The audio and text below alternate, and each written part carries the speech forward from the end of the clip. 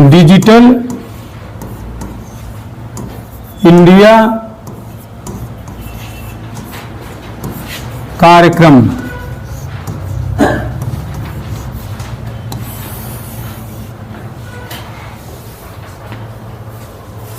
Intro लिख लें। अंकों में भारत की सिमट लिखें। अंकों में भारत की सिमट। अंकों में भारत की सिमट। जैसे अब गौशाला में जाए तो गायों का नंबर पड़ा होता है, तो ऐसे मनुष्य का भी नंबर पड़ जाएगा। गाय और मनुष्य में, बैल और मनुष्य में कोई फर्क नहीं होगा। अंकों में भारत की सिमट, सिंगल कामा में फिर डैश लगाएं। यही इस कार्यक्रम का सार है। इसका श्रेय जाता था नंदन नीलेकणी को और पी चिदम्बरम को। अंकों में भारत की सिमट, यही इस कार्यक्रम का सार है।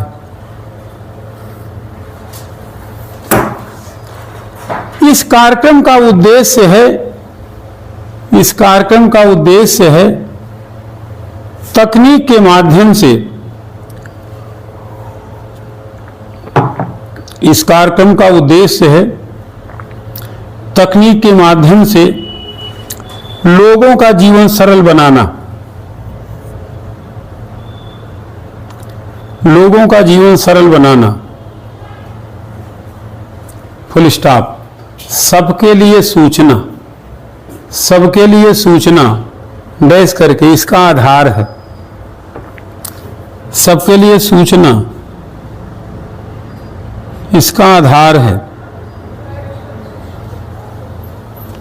सभी को टेलीफोनिक सुविधाएं, सभी को टेलीफोनिक सुविधाएं, सभी को टेलीफोनिक सुविधाएं, ई गवर्नेंस से प्रशासनिक सुधार, ई गवर्नेंस से प्रशासनिक सुधार, इंटरनेट सुविधा, ब्रॉडबैंड से शहरों का जोड़, ब्रॉडबैंड से शहरों का जोड़, रोजगार, ईयरली हार्वेस्ट कार्यक्रम, ईयरली हार्वेस्ट कार्यक्रम, ईयरली हार्वेस्ट कार्यक्रम, ई क्रांति, ई क्रांति। इस कार्यक्रम के मूलाधार हैं।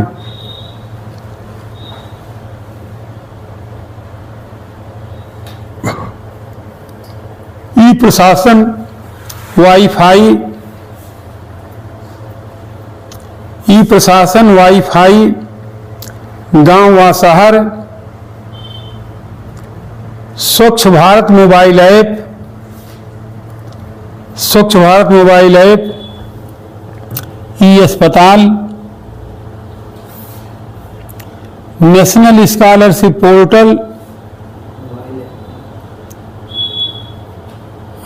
फिर से देखिए मोबाइल ऐप, स्वच्छ भारत मोबाइल ऐप, ई अस्पताल, नेशनल स्कॉलरशिप पोर्टल, ई बैग,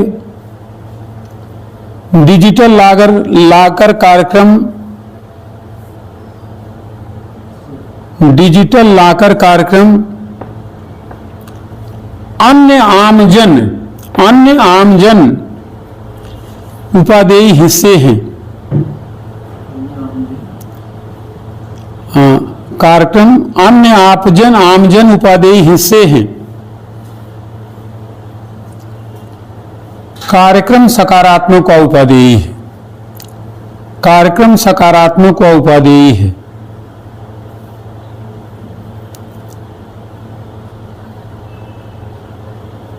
किंतु निवेश निरक्षर आमजन, मानव का मशीनीकरण, किंतु निवेश निरक्षर आमजन, मानव का मशीनीकरण, फोन की क्रय क्षमता, फोन की क्रय क्षमता कार्यक्रम की सीमितता को उजागर करते हैं, कार्यक्रम की सीमितता को उजागर करते हैं। बेस करके भविष्य क्रियान्वयन के गर्भ में है, भविष्य क्रियान्वयन के गर्भ में है, भविष्य क्रियान्वयन के गर्भ में है, गर्भ में है।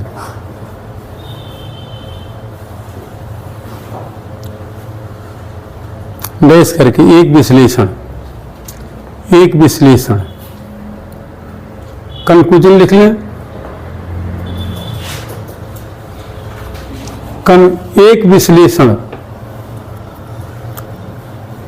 थोड़ा सा रुक के ये लाइन जो इस प्रकार इसी में इसी संदर्भ में हम इस नाते लिखते कैलाश जी, हमने शुरू में बताया था सोनम की भूमिका कहती है परीक्षक जुड़े, उपसंहार कहता है कि जुड़ाव अनुभव करे।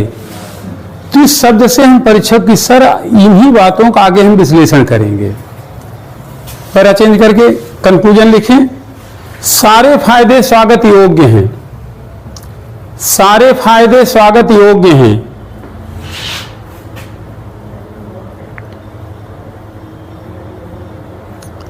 हम यानी आमजन, हम यानी आमजन, आमजन काफी फायदे में होंगे, काफी फायदे में होंगे। भारत में सकारात्मक बदलाव होगा, भारत में सकारात्मक बदलाव होगा, किंतु स्मरण रहे, किंतु स्मरण रहे घाटे भी हैं, किंतु स्मरण रहे घाटे भी हैं। जिस दिन सूचना प्रौद्योगिकी, जिस दिन सूचना प्रौद्योगिकी मानव मन का विकल्प हुई, जिस दिन सूचना प्रौद्योगिकी मानव मन का विकल्प हुई,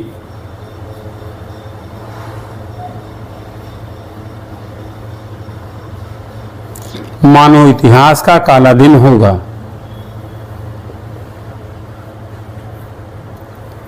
मानव इतिहास का काला दिन होगा।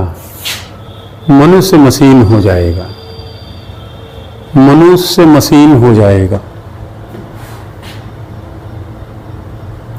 चीजें यंत्रवत हो जाएंगी, चीजें यंत्रवत हो जाएंगी। संवेदनाएं शून्य हो जाएंगी, चीजें यंत्रवत हो जाएंगी, संवेदनाएं शून्य हो जाएंगी।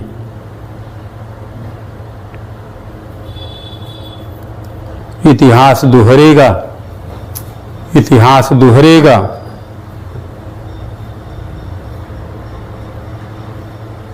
देश करके सर्वथा ऋण में, इतिहास दोहरेगा सर्वथा ऋण में, निगेटिव में। हम जहां से चले थे, हम जहां से चले थे वहीं पहुंच जाएंगे, हम जहां से चले थे वहीं पहुंच जाएंगे। अतः विज्ञान का सहज, अतः विज्ञान का सहज सजग, सहज सजग व मानवीय उपयोग ही, विज्ञान का सहज सजग व मानवीय उपयोग ही निहितार्थ होना चाहिए, निहितार्थ होना चाहिए।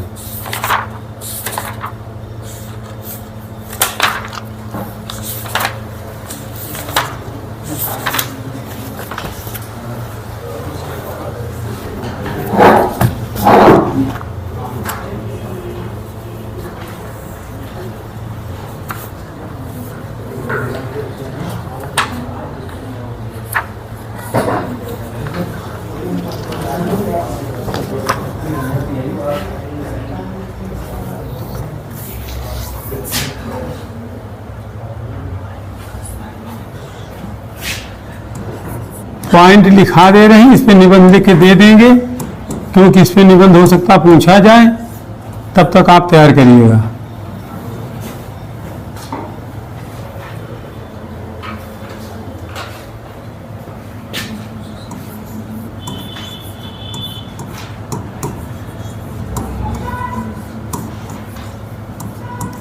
कुछ हम शब्द बोल दे रहे हैं, उसका आप लोग पूछ लीजिए, बाकी आप खुद से करिएगा। लिखिए भूमिका, हाँ इनको बनाए। भूमिका, आवश्यकता, आत्मनिर्भर भारत अभियान का। देखिए निबंध छोटे छोटे पूछे जाएंगे, बट जितनी ग्रेविटी के साथ लिखेगा उतना ही नंबर मिलेगा। भूमिका। दूसरा आवश्यकता, आवश्यकता। अगला वर्तमान परिदृश्य में चर्चा, वर्तमान परिदृश्य में चर्चा। अगला प्रमुख बिंदु व विशेषताएं, प्रमुख बिंदु व विशेषताएं। मिशन के चरण, प्रमुख बिंदु व विशेषताएं। मिशन के चरण 1, 2, 3। अगला आत्मनिर्भर भारत के 5 स्तंभ, आत्मनिर्भर भारत के 5 स्तंभ। अगला प्रक्रिया प्रोत्साहन उद्यमिता, प्रक्रिया प्रोत्साहन और उद्यमिता, प्रक्रिया प्रोत्साहन और उद्यमिता। संबंधित योजनाएं, संबंधित योजनाएं। लाभ और हानि, लाभ और हानि। अवरोधक, अवरोधक। निष्कर्ष। आपको से टर्म जो आएंगे बीच बीच में,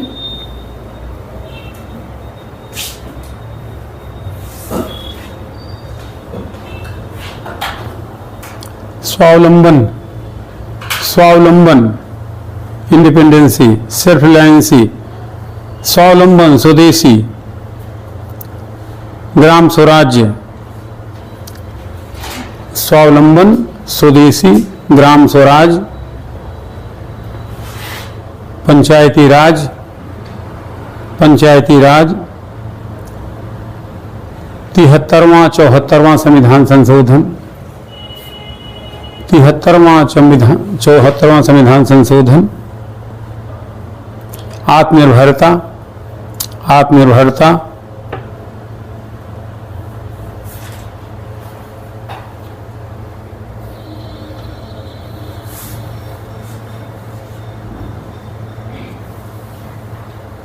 कुटीर उद्योग और चरखा, कुटीर उद्योग और चरखा।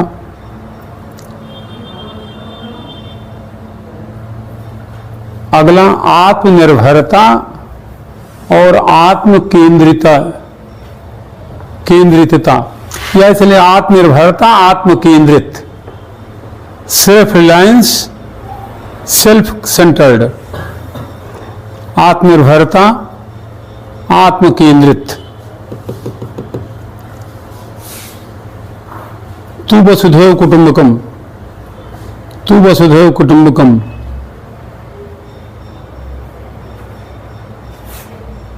अगला ट्रस्टीशिप का सिद्धांत, ट्रस्टीशिप का सिद्धांत।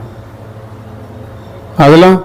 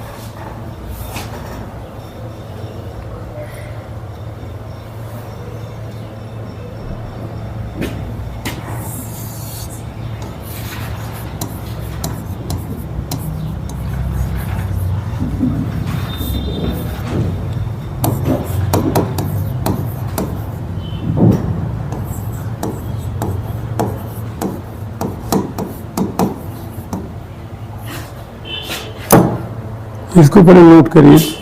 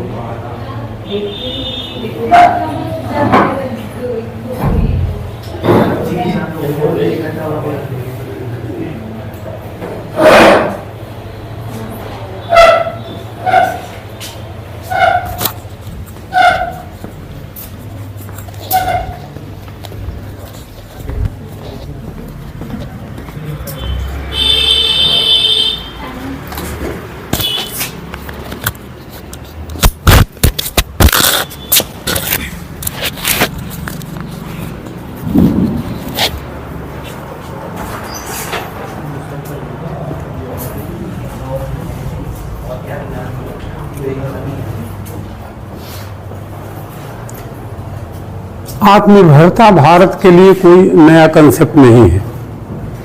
जब देश स्वतंत्र हुआ था तो हमारे संविधान निर्माताओं ने या राष्ट्रपिता महात्मा गांधी ने चरखा, स्वदेशी और कुटीर उद्योगों के माध्यम से स्थानीयता के धरातल पे अपने युवाओं को रोजगार देने की बात प्रकल्पित की थी।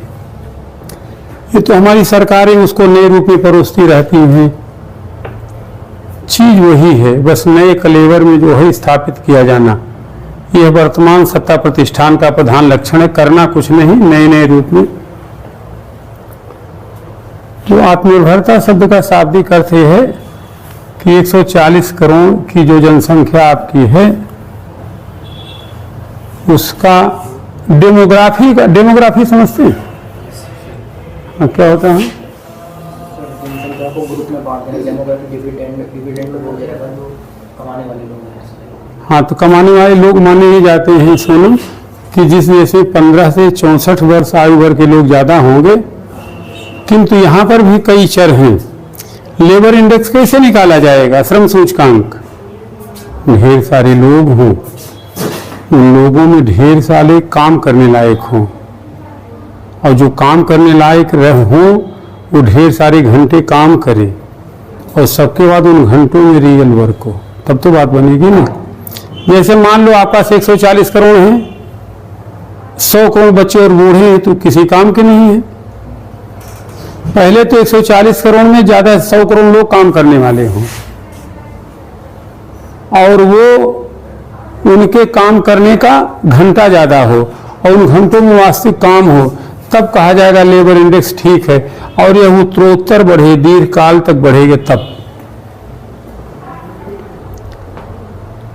तो श्रम पे आधारित व्यवस्था, मनुष्य के श्रम का उपयोग हो, यह हमारा मानव संसाधन है। मानव संसाधन मंत्रालय कब अस्तित्व में आया? जीएस का प्रश्न है। पहले से शिक्षा मंत्रालय कहा जाता था, जो फिर कहा जाने लगा। तो शिक्षा मंत्रालय जो पहले था, उसके बाद ये मानव संसाधन विकास मंत्रालय, किस प्रधानमंत्री के कार्यकाल में ऐसा हुआ? हाँ, राजीव गांधी के कार्यकाल में 85 में शिक्षा मंत्रालय गेट कन्वर्टेड इनटू जो ह्यूमन रिसोर्सेज, अब फिर जो है मोदी सरकार ने उसे शिक्षा मंत्रालय कर दिया है। शिक्षा मंत्री इसमें कौन सी मानी? धर्मेंद्र प्रधान तुम्हारे मित्र हैं क्या? धर्मेंद्र प्रधान, माननीय श्री धर्मेंद्र प्रधान जी। तो चले, तो श्रम को कुशल अकुशल इतना ज्यादा हुनरमंद बना देना है कि हमारे श्रम से उत्पादन भी ज्यादा हो और उत्पादन की गुणवत्ता भी ठीक ठाक। तो वस्तुतः वर्तमान सरकार आत्मनिर्भर भारत अभियान को लेकर प्रतिबद्ध है। उसकी सोच है कि हमारी पूरी आबादी आत्मनिर्भर होगी। आत्मनिर्भर का शाब्दिक अर्थ समझ रहे हैं? जिसको अपने कम से कम न्यूनतम कामों को लेकर के किसी का सहारा न लेना पड़े। सहारा तो लेना पड़ेगा, क्योंकि अंतर संबद्धता, आपस में जोड़, एक दूसरे की आवश्यकता, तो ये समाज का चरित्र है, नहीं तो समाज ही खत्म हो जाएगा। किंतु कोशिश यह किया जाए कि जो है व्यक्ति अपनी न्यूनतम आवश्यकताएं, रोटी और कपड़ा मकान के लिए किसी की ओर जो है, यह एक शब्द यूज होगा, परमुखापेक्षी। परमुखापेक्षी यानी कि आपको रोटी के लिए कम से कम किसी दूसरे की ओर देखना न पड़े, घर के लिए सोने किसी को ओर देखना न पड़े। पहले जितना शब्द हमने बताया, इन शब्दों में अगर किसी का अर्थ आपको नहीं पता हो तो बताएं, तो हम डिटेल करें। एक एक शब्द देख लें।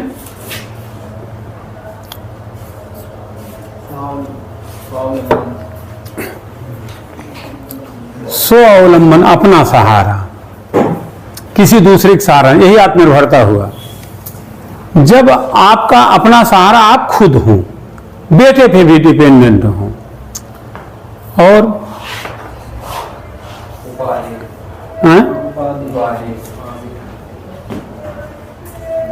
यानी कि हमारे प्रभाव में आप लोग पढ़ तो लिए, हमें लगता है कि हमें अच्छा लग रहा है, लेकिन हर मामला सुन बटे सन्नाटा पे ही। उपादेयता बेटा आप समझते होंगे, यूटिलिटी, यूज, उपयोग, उपादेयता।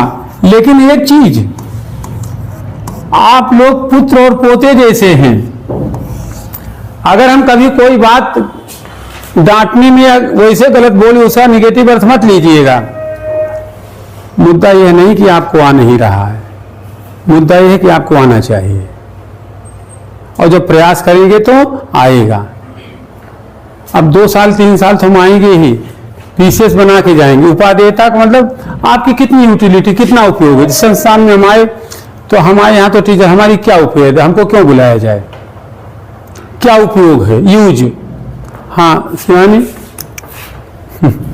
इनका चेहरा देख लग रहा है कि फंस गई है, क्या बताएं, 7 बजे तक काटना है। हाँ चलो बेटा पूछो।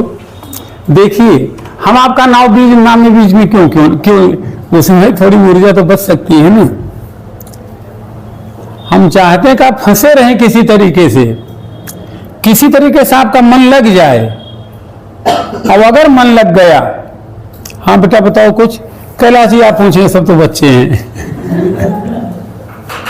अच्छा भैया एक चीज आप ये बताइए, आपको 35,000 पेंशन मिलती होगी, किसमें थे, फौज में थे, किसमें थे? हमारे कम से कम वहां पे 10 लड़के हैं फौज वाले, और आरओ आप हो ही जाएंगे। एक त्रिपाठी जी आपको मिलेंगे, उनका नाम भी बड़ा गजब है, कानपुर के हैं, आपका हो ही जाएगा। तो ये फॉरेस्ट में गाड़ी करने गए क्यों? छोटी बात नहीं, छोटी सोच नहीं, छोटा काम नहीं, छोटा समझौता नहीं, संभावनाओं में खतरे हैं। जब आपको नौकरी लगी रही है तो 2-3 महीने और पत्नी साथ रह लीजिए, क्या जान लेने की फॉरेस्ट में जाके। जैसे मान लो तुम्हारी बेटा शादी हो गई है, तो मान लो इससे खाली है, कोई बात नहीं है, चलिए कुछ दिन आराम कर ले। वो जैसे हैं उनको गर्लफ्रेंड होगी ही नहीं, पूछ लीजिए गर्लफ्रेंड है बेटा, होगी नहीं, डर से भाग जाएगी। ये इतना टाइट रहेंगे, अपने उसूल पे रहेंगे, नियम पे रहेंगे, ये कई समोसा खाओ, नहीं समोसा मुझे नहीं खाना। ये स्ट्रिक्ट रूल के वाले आदमी है। ये फॉरेस्ट में वैसे ठीक है, उनके गर्लफ्रेंड नहीं हो सकती, गर्लफ्रेंड तो कन्हैया को होगी। समझ, जैसे अभिषेक हैं, इनका भी चक्कर दाएं बाएं चलते रहता है। इनका ये नहीं पता है इनकी ट्रेनिंग कब कहाँ बैठेगी। अच्छा चले, हो गया हंसी मजाक का क्लास खत्म। कैलाश जी पूछिए कुछ, इसे कोई शब्द। प्रासंगिकता का मतलब होता है कि बेटा आज उस चीज का कितना महत्व है। गांधी चले गए, गांधी ने कुटीर उद्योगों की बात की थी। गांधी ने कहा था अगर इतनी भी जमीन होगी दूर क्या जाए। हम लोग जब छोटे छोटे थे तो पहले तो जमीनें ऐसे थे जहां तक हाथ बढ़ा दो तो जितनी में आपका एक करणपुर है उतनी में हमारा घर है। तो बाबा हमारे कोई ऊसर जमीन नहीं थी, अपना कब्जा पहले ऐसे होता था, खेती बाड़ी दूर दूर। तो बाबा हमारे क्या करते, हम 5 भाई थे, तो इसे हम लोग स्कूल से लौटते थे तो उसी घेरे में जो 10 एकड़ का तो कम से कम होगा ही, तो उसी में तो वो 7-8 तो गाय भैंस रखने वाला मकान बनवाए थे। हमारे पास 20-25 गाय भैंसें थी, सब 7-8। तो उसके पीछे क्या था कि सबके वैसे मिट्टी के मकान, उसी में सब रहते थे। तो उनके लिए 5-7 मकान 8 मकान चाहिए। अगर आपको जाड़े में तो आप घर दीजिएगा जानवरों को, तो 7-8 उनके हो गए, बड़ा घर अपने लिए बनवाए थे। फिर पीछे पहले के ज़माने में जो ये पाल होते हैं गड़री, उनके पास हमने वो क्या कहते, बकरियों को भेड़ों को रखने की जगह नहीं होती थी, तो एक मकान पीछे दे दिए थे कि तुम लाख उसी में रखना, वहीं खाना बनाना, हमको मुफ्त में खाद मिल जाती थी। तो इस प्रक्रिया में उसी वो छोटे छोटे चप्पे में बनाए थे। कितना था तो वहाँ प्याज बोना, वहाँ गोभी लगाना, वहाँ वो लगाना, वहाँ वो लगाना। तो पानी तो सुविधा ऐसा थोड़ा, तब ट्यूबवेलें नहीं थी 70 में, तो हम लोग बाल्टी से पानी ले जाकर उसमें डालते थे। लेकिन आप समझिए कि हम लोगों को कुछ बाहर से नहीं खरीदना पड़ता था, सब वही घर में हो जाता था। तो यही का स्थानीयता के आधार पर मानव संसाधन और अपने जो बेसिक संसाधन का अर्थ, संसाधन अर्थशास्त्र से पढ़ा जाता है। और संसाधन 3, पहला क्या है, प्राकृतिक संसाधन, जल जंगल जमीन। तो जो जमीन है जो प्रकृति की मुफ्त भेंट है, उस पे हम लोग काम करके वही उपजा लेते थे। तो जमीन तो थी ही, लोग भी हमारे पास थे, तो स्थानीयता के लेवल पे कम से कम न्यूनतम सब्जी, तब मटर पनीर और ये सब तो चलता ही नहीं था। हम लोग मशरूम जानते नहीं थे, पनीर जानते नहीं थे। ग्रैंड मदर ने सिखा दिया था कि दूध में नमक नहीं मिलाया जाता था, तो काफ़ी समय तक हमें यही मालूम था कि पनीर दूध होता है, उसमें नमक नहीं डालना, यानी कि पनीर सब्जी नहीं बन सकती। तो आलू गोभी मटर टमाटर वही पैदा हो जाता था और सबका पेट भरा रहता, सब सुखी और संतुष्ट रहते थे। फिर भी कुछ लोग गरीब थे, तो गरीब होने का कारण दूसरा था। पहला सबसे जमीनों का बंटवारा नहीं था। अब जैसे मतलब हमारा तो घर इतना बड़ा था और कितने लोगों के पास घर ही नहीं था, अभी तो बात गलत है ना।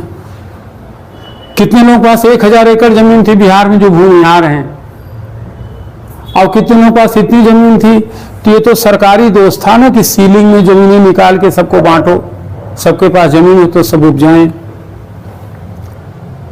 तो मतलब ये था कि स्थानीयता के लेवल पर ही लोगों का पेट। ग्राम पंचायतों का मतलब क्या हुआ, पंचायती राज का मतलब क्या हुआ, समस्याएं जहां शुरू हों वहीं खत्म हो जाएं।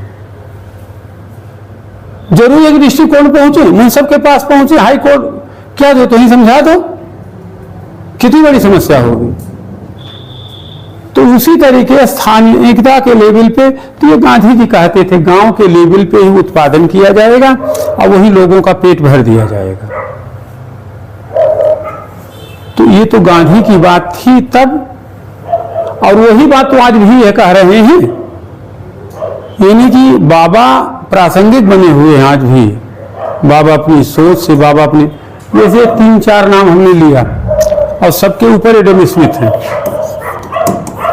स्मिथ का नाम सुने? Wealth of nation, an inquiry into the causes of the wealth of nation. एक राष्ट्र के पास जो धन है, संसाधन है, वो किस प्रकार का है, उसका नेचर क्या है, प्राकृतिक है, भौतिक है, मानवीय है या सेवा का है। तो ये कैसे अर्थशास्त्री हैं? धन संबंधी, ये पैसे को वेट देते हैं, लाभ को वेट देते हैं। और बाकी मार्शल, अमर्त्य सेन और गांधी जी किसको देते हैं? कल्याण को। अमर्त्य सेन कहते हैं या गांधी जी कहते हैं, जब जब अर्थशास्त्र, अब ये निबंध ही लिखिएगा, जब जब अर्थशास्त्र आंकड़ेबाजी के खेल में उलझा रहेगा तब तक अर्थशास्त्र अपने स्थापित उद्देश्यों को पूरा नहीं पार कर पाएगा। स्थापित उद्देश्य हैं रोटी, कपड़ा, मकान और लोगों की भूख मिटाना। तो अब अर्थशास्त्र क्या कह रहा है सोनम, कि हमारी आर्थिक विकास दर 10% है, मुद्रास्फीति 6% से घट करके 5% हो गई। यह दिखना भी तो चाहिए। आंकड़े में तो कहा 10% की आर्थिक समृद्धि दर है भारत की। इससे क्या निष्कर्ष निकलते हैं? गरीबी मिटी हुई हो, बेरोजगारी कम हो गई हो, निर्धनता मिट रही हो, सामाजिक ताना बाना मजबूत हो, खुशी हो, सुख हो, वो तो है नहीं। फिर इसका मतलब क्या हुआ? प्रति व्यक्ति आय का विचार केवल यह कहता है कि अंबानी की आय और सामान्य रेहड़ी वाले की आय बराबर है, बस। सच क्या है? जब आप कहते हैं कि भारत की पर कैपिटा इनकम 97 रुपये पर डे है, मान लो, अगर आप ये कहते हैं तो इससे यह ध्वनित होता है कि भारत में अंबानी भी 97 रुपये कमाते हैं सिद्धांततः, और समोसा बेचने वाला भी 97 रुपये। जबकि सच क्या है? अंबानी के 1 सेकंड की कमाई 97 लाख रुपया है। तो आप सोचो, यह है सिद्धांत और व्यवहार का भेद। अभिप्राय क्या हुआ? अर्थशास्त्र तब अपने उद्देश्य को प्राप्त कर पाएगा जब वो कल्याण करेगा। अमर्त्य सेन कहते थे कि भारत की सबसे बड़ी समस्या उत्पादन नहीं है, भारत की सबसे बड़ी समस्या बंटवारा। एक भी व्यक्ति आपके देश में ऐसा नहीं जिसके पास हो। नियम कहा था मोहम्मदन के यहाँ, हमने सुना है कि जैसे हम खा रहे हैं, अगर हमारे 40 घर आगे पीछे खाना नहीं खाए हैं तो आपका खाना हराम है। हिंदू में तो ऐसी कोई बात हमने नहीं सुनी, लेकिन यह है कि आप खाना खा रहे हैं और बगल के मकान में 2 परिवार बिना खाए या कम खाए सो रहे हैं, तो ये उचित बात नहीं है। तो आप जरा सोचो कि आप वही खाना थोड़ा सा बांट देते बगल वाले को। हमारे यहाँ जब बांटने का दिन आता है तो हम बगले झांकने लगते हैं। देने का दिन आता है, लेने के लिए तो हम तैयार हैं, देने के लिए हम तैयार नहीं। तो भारत की सबसे बड़ी समस्या क्या है कि हम देना नहीं चाहते, हम देने के लिए तैयार नहीं। जिसके पास, मोदी के पास सत्ता पहुंच गई, अब ये सत्ता तब तक रहे जब तक मोदी आंख न मूंद ले, या उन्हीं के सामने अमित शाह को ट्रांसफर न हो जाए। ये कौन सा नियम है लोकतंत्र में, जरा बताइए। तो हमारे यहां कहने के लिए तो विकेंद्रीकरण है, लेकिन वास्तव में केंद्रीकरण है। आप दूर मत जाइए, गांव में प्रधानों को देखिए, उनकी अपनी किचन कैबिनेट समझते हैं कि मोदी हूं, शाह हूं, स्मृति ईरानी हूं, ऐसे 1-2 लोग और हों, आपस में बतियाएं और आपस में ही निर्णय ले लें। मत भूलिए, उन निर्णयों में गडकरी और राजनाथ नहीं रहते हैं। निर्णय लिया जाता है वही 2-3 लोग लेते हैं। तो कहाँ है लोकतंत्र, जरा बताइए। दिल्ली में काम होता, गांव में क्या होता है? पहले जैसे ये प्रधान हो गए गांव के, इनके प्रधान बनते ही गांव में 2 गुट बन जाता है, और जिस गुट के प्रधान हैं उस गुट में आम जनता थोड़े इनसे फायदा, इनके इर्द गिर्द 2-4 लोग बैठ जाते हैं। शाम की चट्टी पे बाजार करेंगे, दाएं बाएं बनाएंगे, सरकार गिराएंगे, सरकार बनाएंगे। किसी की अब गंदी बात क्या बोलना है, उल्टा सीधा होगा, और शाम को पिएंगे, खाएंगे, सो जाएंगे। बस इतना होता गांव की प्रधानी। इसी को कहा जाता है कि सत्ता का विकेंद्रीकरण नहीं हुआ है, बल्कि सत्ता का निकटीकरण हुआ। एक टाइम था कोटद्वार में इनकम टैक्स वाला नहीं जाता था, अब कोटद्वार में इन्हें धनसाली में इनकम टैक्स वाले पहुंच जाते हैं, क्योंकि उनके मुंह में तो बम्बई में रहते हुए पैसा लगा हुआ है, खून लगा हुआ है, उनको पैसा चाहिए, देहरादून से पेट नहीं भर रहा है, तो छोटे छोटे बाजारों में जाएंगे, छोटे छोटे लोगों को परेशान करेंगे, क्योंकि उन्हें पैसा चाहिए। तो वही प्रधान है, वही प्राथमिक शिक्षक का प्रधानाचार्य है, वही बीडीओ है, वही सब लोग आपस में मिल करके संसाधनों का केवल बंटवारा करते हैं जो ऊपर से आता है, और कुछ नहीं होता। तो इसे सत्ता का विकेंद्रीकरण न कह करके सत्ता का निकटीकरण कहें, या सत्ता का प्रकारांतर से केंद्रीकरण कहें। सत्ता जिस गुट वाला प्रधान जीता है उन्हीं के कुछ इर्द गिर्द के लोगों में घूमती है बस। आम आदमी भी वहां प्रधान के, मोदी को धामी को छोड़ दीजिए, प्रधान से नहीं मिल पाता आम आदमी। तो इस तरीके से अर्थशास्त्र का स्वरूप, तो ये सब गांधी जी पहले कह गए थे। अपने स्थानीय संसाधनों का उपयोग करना, चरखा चलाना, उसी के सूत से कपड़ा बनाना, तमाम घरेलू। आज वही बात नहीं हुई तो पलट के गांधी जी याद आ रहे हैं। इसी को कहते हैं प्रासंगिकता। जो अतीत में महत्वपूर्ण हो रही हो, बीच में किसी कारण से अपना महत्व खो चुकी हो, लेकिन आज फिर कह रही हो कि हमें याद करिए। घर में क्या कहा जाता है, माँ के हाथ का जो खाने का स्वाद था वो तुम्हें, ये आप कहते होंगे अपनी पत्नी, हर कोई कहता है।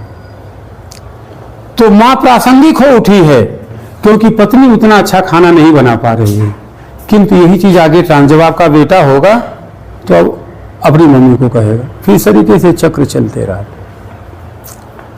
तो दर्शन की, विचार की, सोच की, जो किसी कारण से अपने प्रभाव मलिन कर चुके हों, कमजोर कर चुके हों, फिर नए अर्थों में याद आ रहे हों। और कोई बात?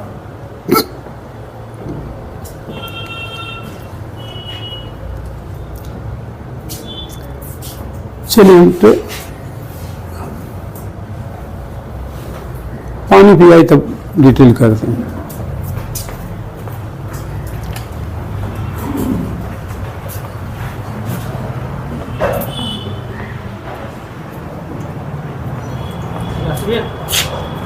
सॉरी, क्या था वो, टॉपिक बदलना था ना, तो